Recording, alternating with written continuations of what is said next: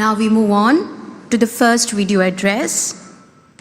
I would like to invite His Excellency Syed Badr bin Hamad bin Hamoud Al Busaidi, Minister of Foreign Affairs of the Sultanate of Oman and member of the Presidium of the Indian Ocean Conference 2026, to virtually address the gathering.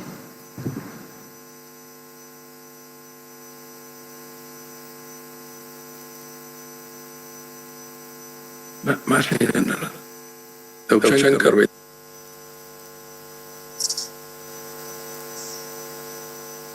to invite His Excellency Syed Badr bin Hamad bin Hamoud, Minister of Foreign Affairs of the Sultanate of Oman and member of the Presidium of the Indian Ocean Conference 2026, to virtually address the gathering.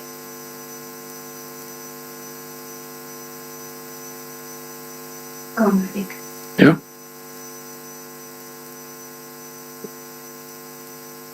Hello, good evening from Oman. Thank you, dear Ram, for your opening remarks and for your kind words. Excellencies, distinguished delegates, dear colleagues, it is a privilege to address you today at this 9th Indian Ocean Conference.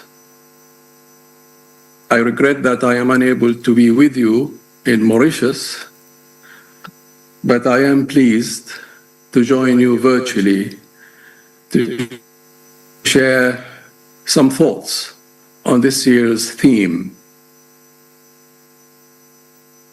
Today's topic,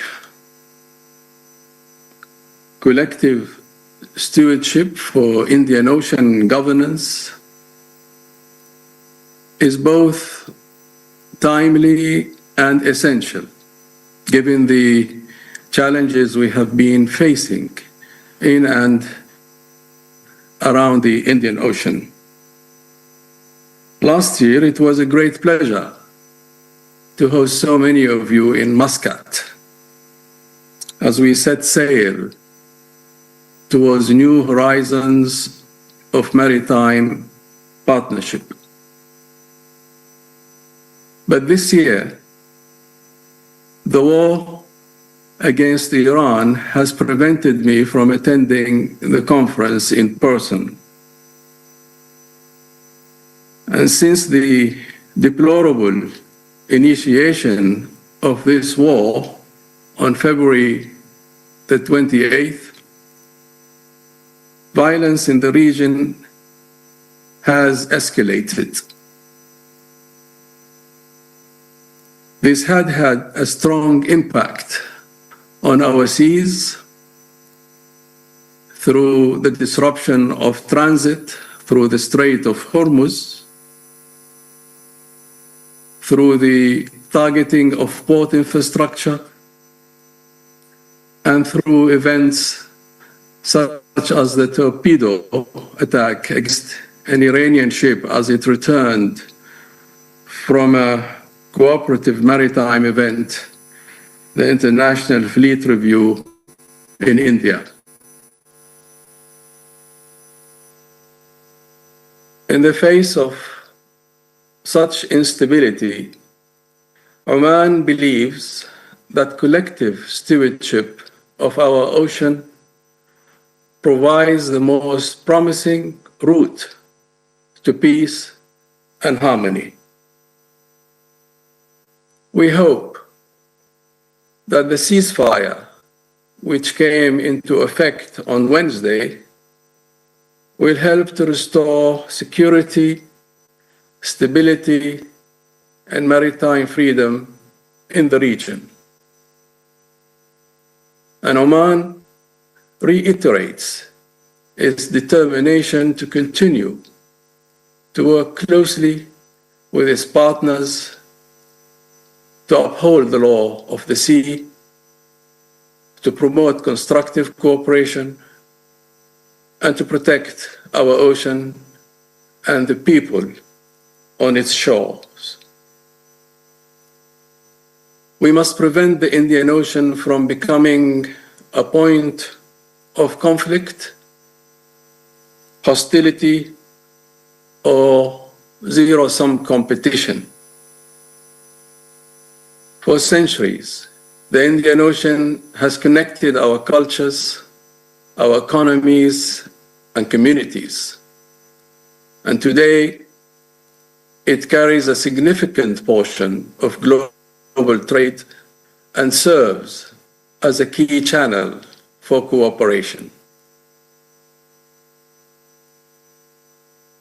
And looking ahead, the Indian Ocean provides an opportunity to deliver a sustainable future and elevate the prosperity of billions. We must continue to act together as stewards of this vision.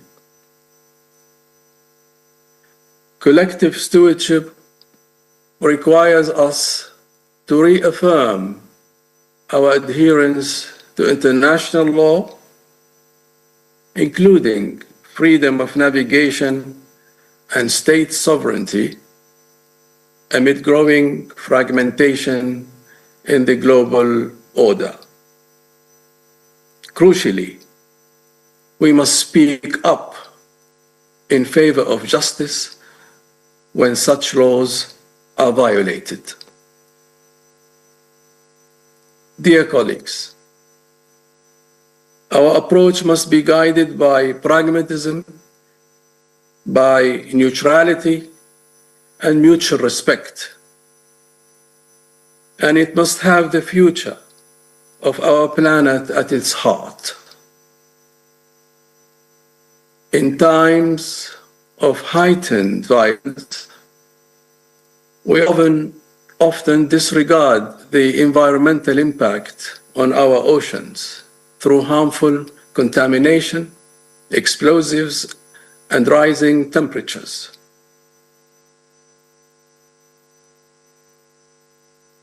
This is yet another reminder that it is in our collective interest to denounce conflict.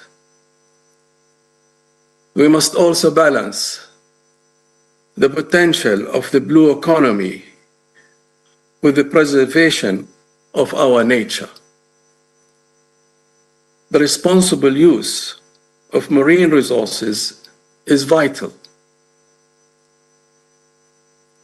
We must engage with all stakeholders, listen with openness to new ideas, and hence map the most strategic path to sustainable development. Distinguished delegates, dear friends, the Indian Ocean has connected us for millennia, and it will continue to do so for many years to come. The Sultanate of Oman is grateful that even during times of severe uncertainty, our partnership and our collective stewardship of the Indian Ocean prevails. Thank you very much.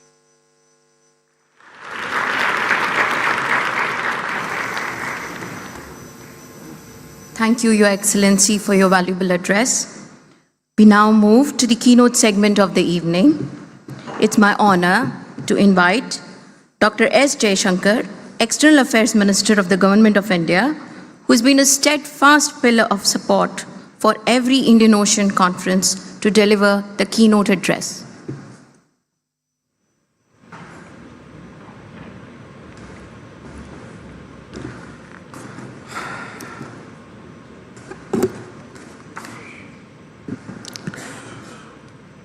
Excellencies, distinguished guests, ladies and gentlemen, it's a privilege to share my thoughts at the 9th Indian Ocean Conference on collective stewardship for the Indian Ocean.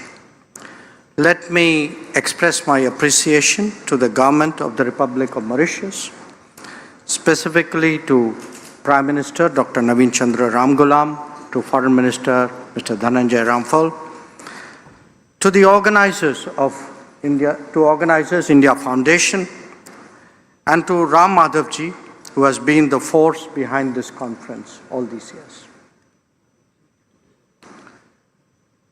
We gather every year, at least we have for the last 9, to deliberate on the Indian Ocean, its achievements, prospects, and challenges. And we do so again at a time when the turbulence in the world and in the Indian Ocean itself is at a high. This gives our conversations a particular value, and I'm confident that you all share that belief. In this background, let me make 5 points that I hope you will reflect on during the conference deliberations. The first is an obvious one. I am stating the obvious, but nevertheless necessary today. And it is about the importance of the ocean.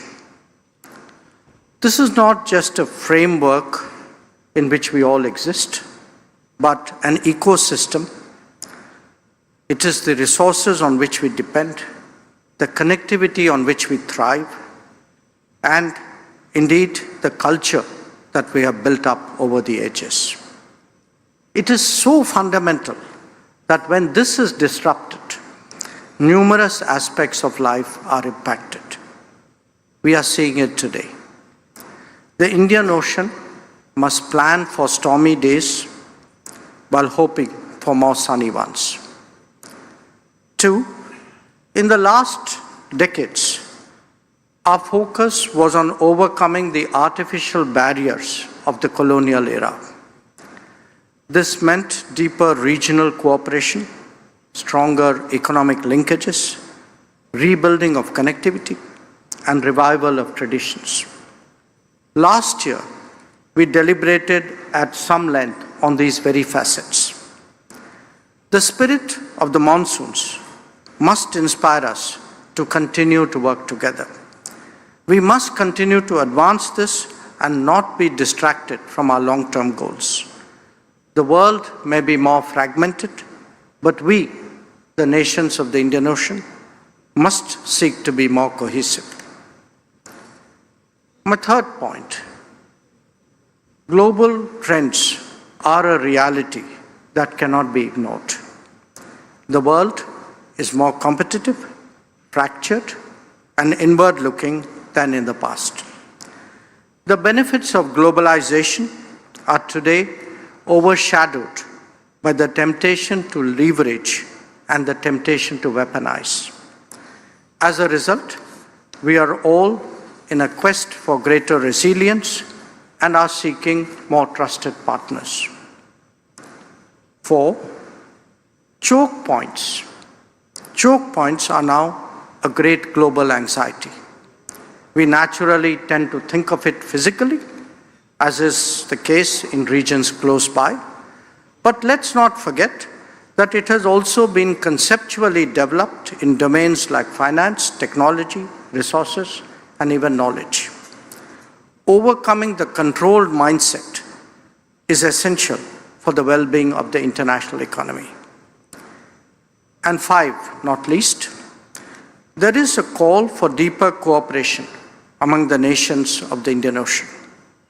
In many ways, it is a global South Ocean. Whether it is food, fuel, or fertilizer shortages, whether it is responding to natural disasters, whether it is addressing the consequences of conflicts, the answer is increasingly in collective resilience. We in India have articulated it through our Mahasagar outlook and our neighborhood first policy.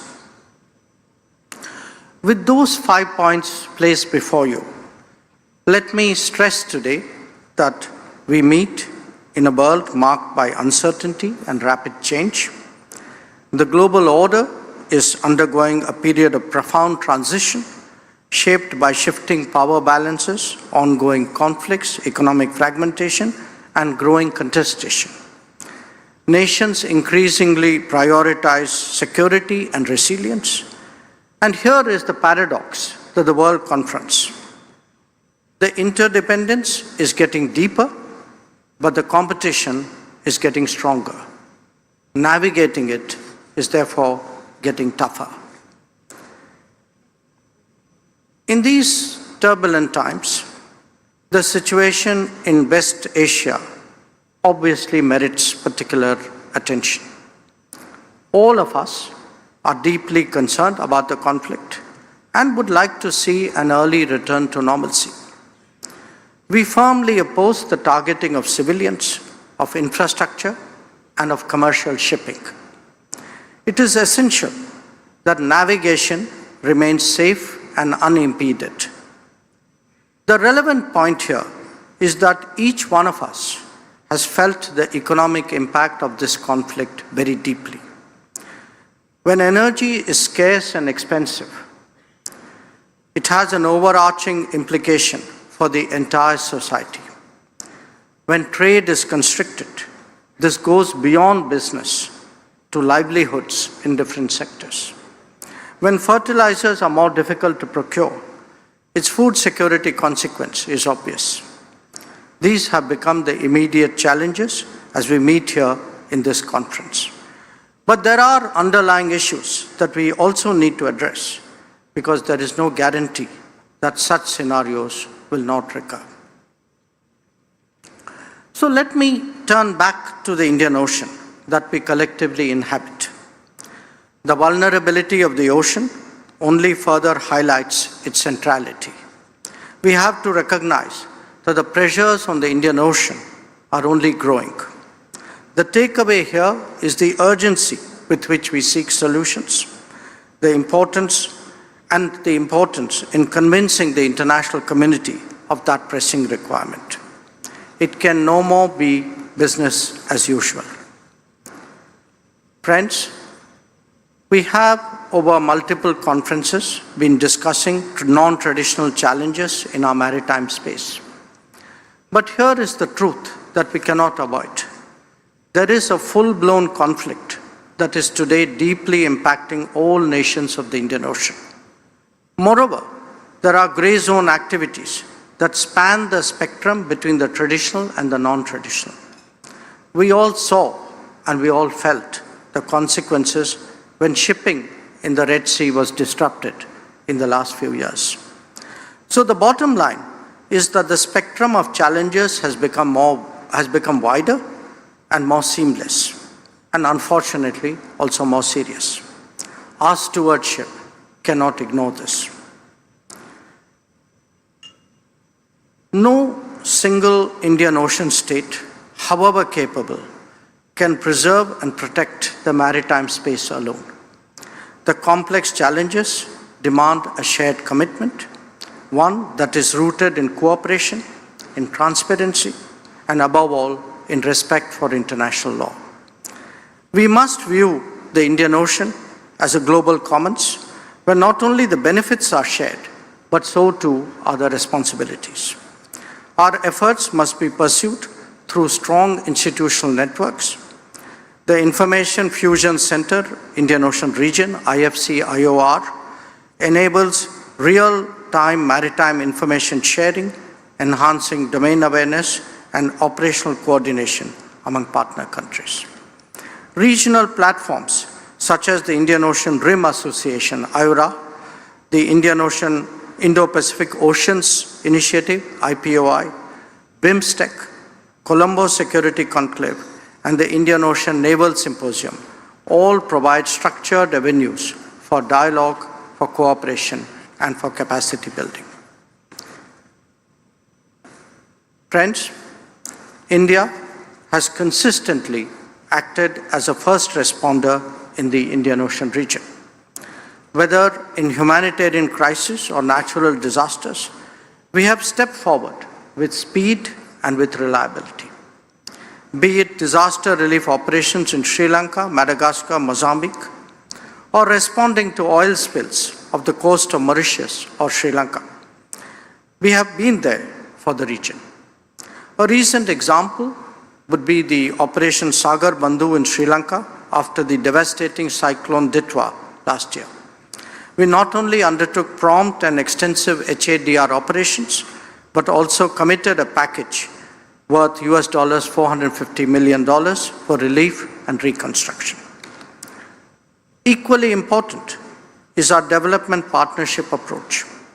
India's engagement is guided by the priorities of our partners, focused on sustainable outcomes. And let me cite some examples. Here in Mauritius, in addition to iconic projects like the Metro Express, we are currently working on water supply, a police academy, a forensic laboratory, and on archives. Just earlier in the day, I had the honor of joining Prime Minister Ramgoolam to dedicate a renal transplant unit and also hand over 19 e-buses. The recent special economic package, which we have finalized, contemplates 8 significant initiatives in health, transport, and infrastructure. In Seychelles, while partnering over the years in different domains, we have again just extended a special economic package on whose delivery Foreign Minister Barry Faure and I are working. In Sri Lanka, our projects extend across housing, health, education, cultural centers, connectivity infrastructure, and livelihood enhancement. In the Maldives, major ongoing projects include the flagship Greater Malay Connectivity Project, several road and water sanitation projects, as well as airport development.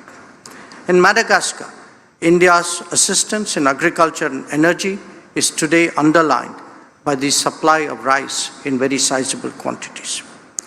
Where partners like Nepal, Bangladesh, Bhutan in South Asia are concerned, or indeed Tanzania and Mozambique in Africa, our development partnerships are a subject in themselves. They encompass so many dimensions of the economy and society. And these projects have not just been transformational in themselves, but actually have brought our countries and our region much closer. Apart from this, capacity building and capability enhancement of our partners in the region is equally vital. Many countries in the region face difficulties in monitoring their vast EEZs. To help our partners, we have not only invested in dedicated training programs, but are also supporting the equipment of their navies and Coast Guard. I also note that in Sri Lanka, we have recently set up and operationalized the Maritime Rescue and Coordination Center. When we speak about collective stewardship, obviously defense partnerships also come to mind. And ours in this region are rooted in cooperation, not in confrontation.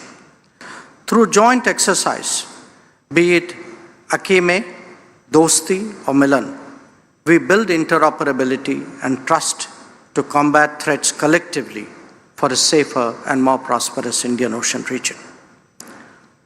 Friends, all these efforts become meaningless without connectivity. Indeed, it is connectivity that is the thread which ties us all together. Be it the IMEC, the INSTC, or the IMTT, the India-Myanmar, Thailand Trilateral Highway, India is at the center of these initiatives. Our approach to connectivity is clear. It must be transparent, it must be consultative, it must respect sovereignty, and it must be a genuine partnership. Allow me also to share a thought about the Indian Ocean Rim Association that is headquartered here in Mauritius. As the current chair, India is committed to deepening sustainable development, capacity building, and regional integration. Among the platforms relevant to the Indian Ocean is also the Quad. India's partners in the Quad, Australia, Japan, and the United States, are all maritime nations. Our first collaboration actually started in the Indian Ocean in 2004. So let me just flag to your attention some of the Quad initiatives of relevance, some of the recent initiatives of relevance. And they include the Partnership for Maritime Domain Awareness, the Indo-Pacific Logistics Network, and the Partnership for Cable Connectivity and Resilience. Excellencies, ladies and gentlemen, in this volatile era, the idea of collective stewardship calls for moving beyond narrow calculations and embracing the broader vision of shared responsibility. The Indian Ocean, with all its promise and challenges, offers us an opportunity to demonstrate what such cooperation can actually achieve. By working together, we can ensure a free, stable, and prosperous Indian Ocean region. India remains fully committed to that endeavor. I thank you for your attention.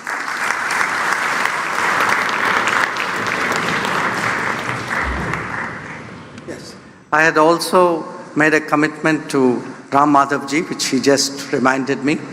As you saw from the video, from the presentation, the Indian Ocean Conference has traveled these 9 years to 9 different countries.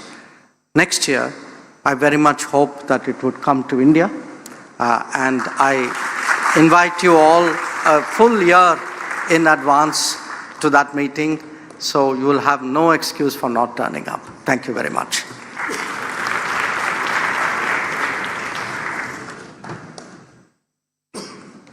Thank you, Dr. S. Jaishankar, for your insightful keynote address. And now, it's my distinct privilege to invite our chief guest for the evening, Honorable Dr. Naveen Chandra Ramgoolam, Prime Minister of Mauritius, to deliver the chief guest address, please.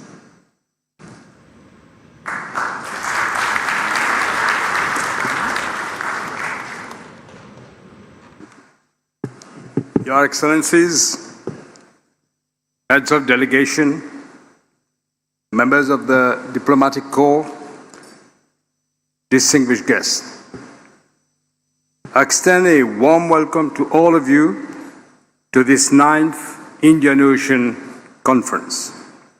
This conference, as you know, is being organized by the India Foundation in partnership with the government of Mauritius, and it gives me great pleasure to be hosting this important event this evening.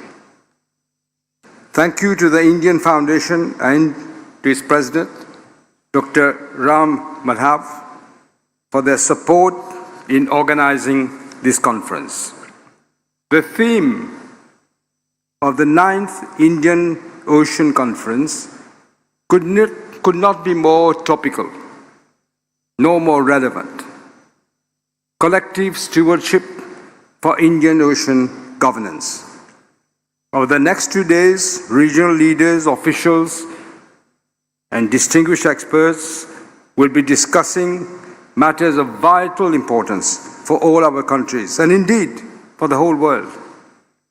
Maritime security, economic development, and sustainability are critical challenges facing all societies today. We are currently navigating a world in turmoil, a confluence of geopolitical upheavals, threats to peace and stability, rapid technological transformation, climate change, and erosion of biodiversity has presented humanity with grave challenges. Challenges that no previous generation has been called upon to confront. The question is, how do we rise to meet them? Your presence in Mauritius today, despite the prevailing circumstances, is not mere symbolism. It is a concrete demonstration of how, despite all of these uncertainties, we can still put dialogue before confrontation, collaboration before conflict. Whilst we welcome the 2-week ceasefire that has been reached a couple of days ago, it is still a fragile ceasefire. We must not allow ourselves to be lulled into complacency. We should all work together for a peaceful and permanent resolution of the crisis. We strongly believe that this will be achieved only through dialogue and diplomatic efforts. We are all aware, as so many international experts and observers are saying that the impact of the war would be long-lasting, with devastating effects on our economies. Even now, we're feeling the impact of the war. Ladies and gentlemen, I acknowledge in our midst the presence of Dr. Jay Shankar, the distinguished Minister of External Affairs from the Republic of India. The Sultanate of Oman, who hosted the 8th Indian Ocean Conference under the theme Voyage to New Horizons of Maritime Partnerships, has not been able to be here because of the war, but we heard him and we welcome the inspiring address that we just heard from His Excellency Syed Badr Al Busaid, Foreign Minister of Oman. And I salute the presence of leaders and high officials from around the African continent, a continent whose mighty strength is increasingly felt throughout the world. If we join together, united in common endeavor to promote the goals of peaceful coexistence, dialogue and cooperation in these maritime and other spheres, we will be a powerful force for the good of the world, in a troubled world. This would not have been possible without India's presidency of the G20 from 2022 to 2023, and the commitment of Prime Minister Narendra Modi to advance the cause of the African continent. It was during his presidency, India's presidency, that the African Union was admitted as a permanent member of the G20, and we thank Prime Minister Narendra Modi for this initiative. One of the most influential naval strategists in history, the American Alfred Mahan, emphasized the strategic importance of the Indian Ocean, predicting its central role in the future geopolitics of the world. And it was really prophetic in what he wrote. Let me quote. "Whoever controls the Indian Ocean dominates Asia. This ocean is the key to the 7 seas. In the 21st century, the destiny of the world will be decided on its waters." Unquote. But you know, the extraordinary thing is that these words were written, believe it or not, in the 19th century. It was prophetic.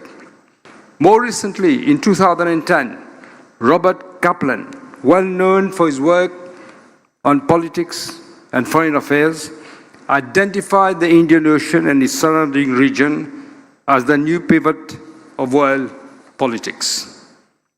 The region connects energy producers, manufacturing centers, and major markets across continents. Its sea lanes carry a substantial share of the global trade. Its choke points of critical importance to the functioning of the global economy. But it is now much more than that. It is becoming a strategic system by itself. In an era of renewed great power rivalry, such geography inevitably attracts strategic attention. For the states of the region, this critical juncture presents both opportunity and risk. We cannot allow the future shape of our maritime region to be determined by others alone. And unless we combine the way to which I have alluded, the risk is that our individual voices will be drowned out in the strident roar of the biggest beasts. The central challenge lies in ensuring that the Indian Ocean remains an area of cooperation and rather than of confrontation. That this requires a shift in approach and perspective. We must move away from a more geographical relevance to strategic relevance, from individual positioning to regional awareness, and from passive adaptation to a policy of shaping the future of the region in which we all dwell. Ladies and gentlemen, conflicts propagate through interconnected systems, affecting many non-belligerents. The situation in the Middle East is illustrative of what I'm saying. How many countries in the Gulf area are today concerned spectators and collateral victims of the war in the region? Modern conflict is no longer conducted solely through military means. It is also shaped by narratives, by the framing of events, the justification of actions, and the management of perception. In such an environment, uncertainty itself can become an instrument of strategy. Conflicting claims, shifting justifications, and inconsistent messages create a fog in which decisions are taken. The risk is not only misjudgment, but also miscalculation. We have been told that we cannot plan the future based on yesterday's assumptions. But we have reached such a stage that I doubt it if you can chart a future of a course of action based on today's assumptions. History reminds us that conflicts can expand not only through deliberate design, but through misinterpretation of intent and overreaction to perceived threat. The contemporary environment bears element of that pattern. For small states in particular, our task lies in navigating this landscape with discernment, resisting the pull of competing narratives while remaining anchored in principles and clarity. Within this broader context, Mauritius occupies a position that carries both opportunity and responsibility. Situated at the crossroads of maritime routes and maintaining constructive relations across regions, Mauritius is well placed to play an important role in dialogue and cooperation within the Indian Ocean. This role doesn't require the muscular assertion of exorbitant rights. It requires facilitation, encouraging consultation among states facing similar vulnerabilities, promoting adherence to international norms and the rule of law, supporting initiatives that reinforce stability and cooperation. We shall not cease to be the quiet voice of reason, the still small voice that constantly reminds the world that another, better path is open to us, to which we shall ineluctably be driven once the turbulent fever of this time abates, and the goals of international peace and progress are once again restored to their rightful place as the best lights of humanity. In a region of growing strategic importance, even modest contributions to collective understanding can have a meaningful impact. Ladies and gentlemen, we are facing today harsh realities and structural changes to economic, trade, and geopolitical architecture. But these are the realities of our day. We can no more avoid them. We can no more avoid them than our forebears could avoid theirs. And we must at the same time prepare for the future. The future of the Indian Ocean would seem more uncertain today than it did a decade ago. And I have said the times demand sustained and coordinated engagement among the states of the Indian Ocean, between the states of the Indian Ocean and their partners, be they state or institutional within and beyond the borders of our region. That coordination must include the small island developing states and tackle the things of relevance to us: climate change, maritime domain awareness, economic integration, capacity building, and sustainable development. The states of the Indian Ocean and their partners have already taken measures to coordinate the action. The Commission de l'Océan Indien, COI, saw the light of day following the Port Louis Declaration in 1982. Its focus is regional solidarity in the Western Indian Ocean by cooperating on projects such as ecosystem preservation, sustainable management of natural resources, maritime security, and sectors relating to sustainable development. Alongside the Commission de l'Océan Indien, Mauritius has also hosted the Indian Ocean Rim Association since its establishment in 1997. The IORA completes and complements the regional dimension of the COI by bringing together both the island states and the littoral states of the Indian Ocean. Through the IORA, the member states embrace the whole of the Indian Ocean. Having the powers of the world as dialogue partners gives the association an additional layer of influence. Our dialogue partners are another aspect of our collective stewardship for the Indian governance, the Indian Ocean governance. While stewardship and governance of the Indian Ocean are the responsibility of the Indian Ocean states, there is an awareness far beyond the region, as those far-sighted thinkers have mentioned, foreshadowed that the Indian Ocean will be crucial to the future of the world. The ocean is vast. Monitoring and securing that maritime domain poses a challenge, as rightly pointed out by His Excellency, the Minister for External Affairs of India.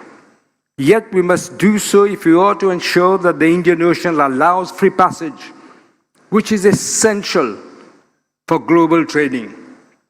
Its position and its importance demands, as well as contributes to the health of the world's oceans. This is for the good of the states of both the Indian Ocean and beyond that ocean. Ladies and gentlemen, I'm deeply grateful that India contributes so significantly to our regional cooperation frameworks. Through the Information Fusion Center in Gurugram, India participates with partner nations, among which is Mauritius, in the enhancing of maritime safety and security in the Indian Ocean and the adjoining seas. India is also the current chair of the Indian Ocean Naval Symposium, which works towards enhancing maritime cooperation among the littoral states of the Indian Ocean, including Mauritius, and it is the anchor of the Colombo Security Conclave, which also includes Mauritius. This is an important platform working towards security cooperation among Indian Ocean states. These maritime assets are complemented by aerial elements, aircraft and helicopters to cover a range of operations. Ladies and gentlemen, during the state visit to Mauritius in March of last year, Prime Minister Narendra Modi unveiled to the world India's expanded maritime vision, Mahasagar, mutual area of holistic advancement for security of growth across regions.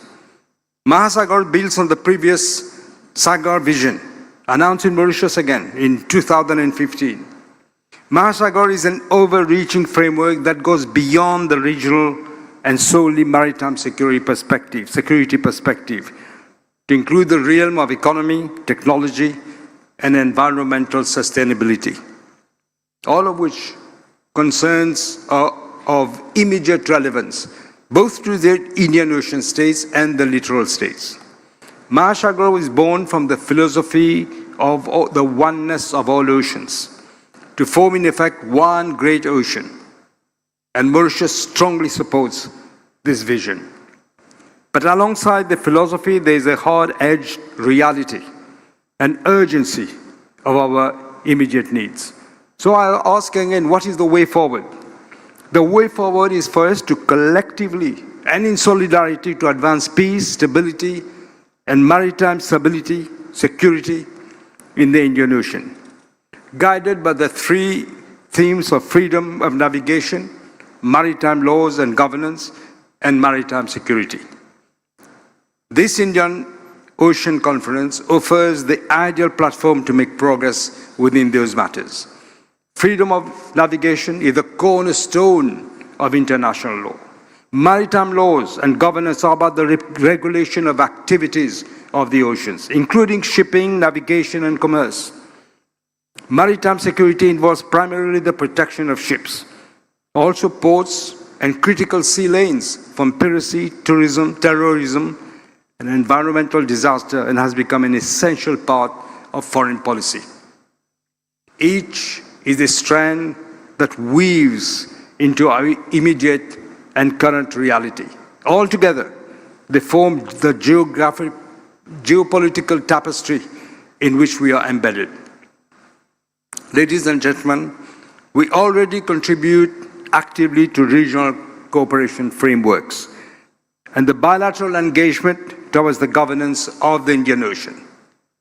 We can do more, and we should do more, collectively, for the interests of the Indian Ocean that unites all of us. These reflections converge towards a common conclusion.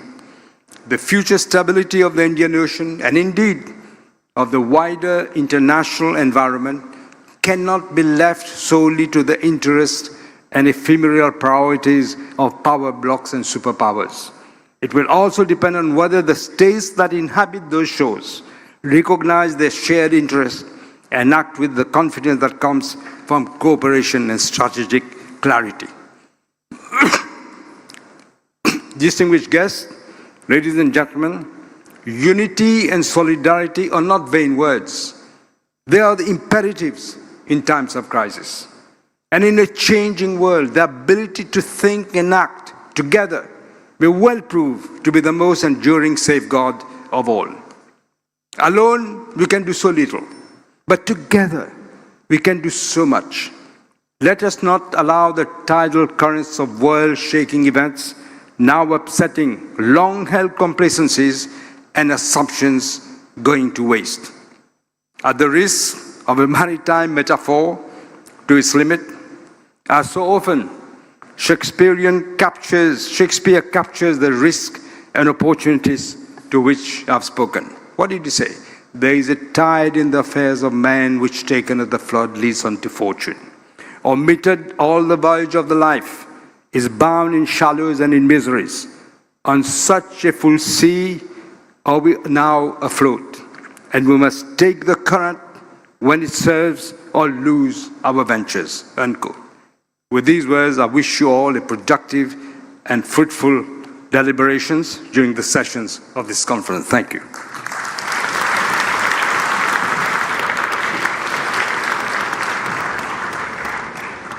Thank you, Honorable Prime Minister, for your inspiring address.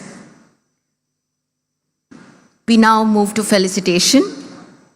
May I request Dr. Ram Madhav, President of India Foundation, to felicitate His Excellency Naveen Chandra Ramgoolam, Prime Minister of Mauritius.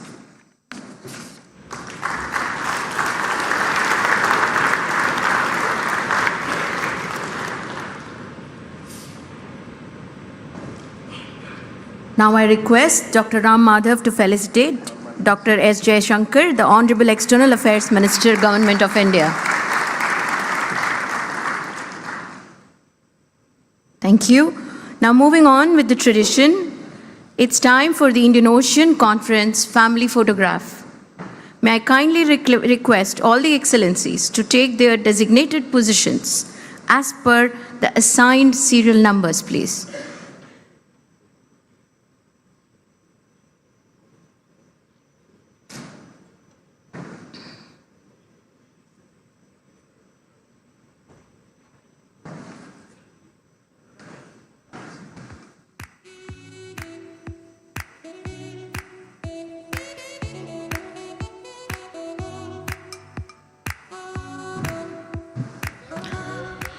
Mesdames et messieurs, nous sommes arrivés à la fin de cette cérémonie d'ouverture de la 9e Indian Ocean Conference.